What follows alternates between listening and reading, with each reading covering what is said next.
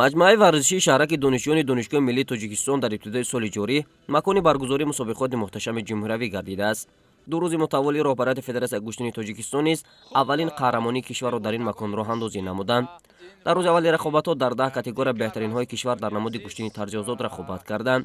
дар рӯзи дуюм бошад дар раштаи юнону румӣ ҳозирин дурахшиши беҳтаринҳо ва нафарони навтуллоро шоҳид шуданд.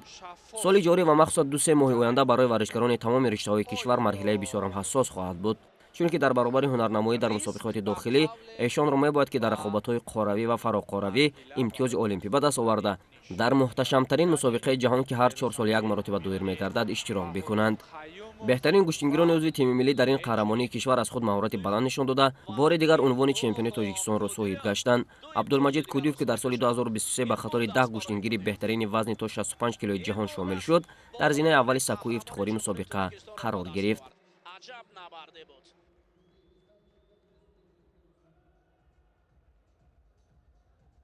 Никогда не бывает легко. Все равно ход на ковре легко, за ковром настраиваться все тяжело бывает. Основная цель — лицензию взять сейчас. В Киргизии, Бишкеке будет лицензионный турнир. Там надо будет взять лицензию. А если там не получится, то в мае в Турции мировой лицензионный турнир. Ну, туда готовимся.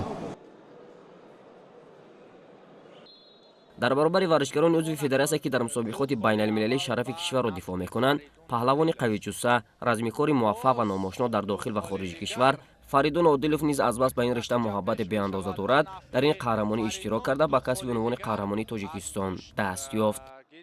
дар ҳамин усул гӯем ки дуюмин маротиба аст. Анак боз як бори дигар ва ҳамчун варзишгар камтарам дурам шуда бошем ки не ки мо шабу рӯз бо гӯштини тарзи озода машқ мекунем.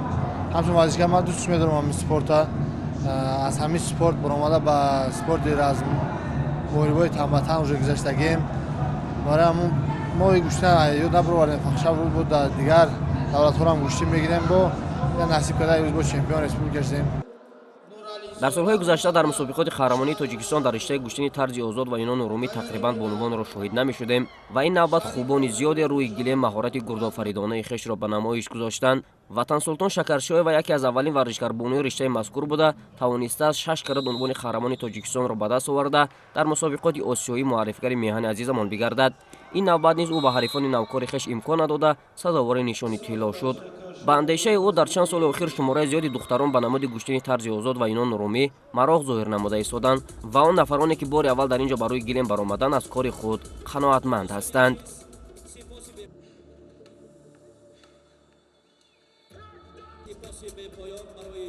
аз сабабе ки ин намуд дар Тоҷикистон он қадар муарриф набуд, духтаронам дар ин намуд ҷалб набуданд. ман аввалин бонуе ҳастам ки дар ин намуд гӯштин аз соли 2019 аст ки машқварзӣ мекунам, тамрин мекунам. тӯли 2-3 сол шудааст ки бонувон ба ин намуд ҷалб шуданд, ба ин намуд гӯштин. Сегодня впервые выступаю на чемпионате Республики Таджикистан по вольной борьбе. Также у меня есть цель выступить на мировой арене в будущем и поднять флаг Республики Таджикистан. ман Халандарбекова Меҳрона аввалин бор дар мусобиқаи ҷумҳуриявӣ иштирок намудам ва ҷои аввалро ишғол кардам ва 3 нафарро мағлуб кардам ва мехоҳам ба ғайр аз Тоҷикистони худамон ба дигар давлатҳоям ба мусобиқа барояму байрақи Тоҷикистони худамонро баланд бардорам ва ба сари баланд аз дигар шаҳрҳо ба шаҳри худам биёям. паҳлавоне ки дар мусобиқаи мазкур сазовори нишонҳои ифтихорӣ гардиданд ба ҳайати тими миллӣ шомил мегарданд ва ба мусобиқоти қоравӣ ва фаротар аз он сафар бармегарданд.